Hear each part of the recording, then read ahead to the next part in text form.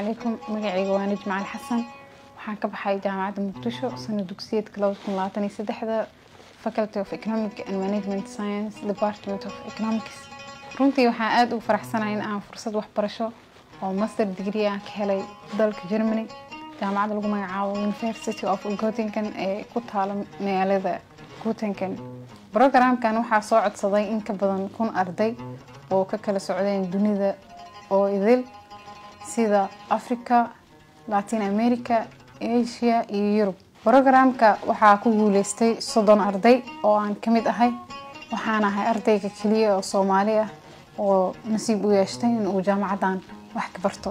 Fursadan waxay ku timid Ilaahay ka suko juhdigii iyo dadaalkii ay u bixiyeen waalidiinteeda iyo cilmiga iyo aqoonta aan ka helay jaamacadda Muqdisho. Ugu dambeyn waxaan rajaynayaa in aan dalkayga kula soo laabto waayo aragnimada iyo aqoonta aan ka soo heli doono jaamacadda cusub University of Göttingen ee dalka Jarmalka insha Allah.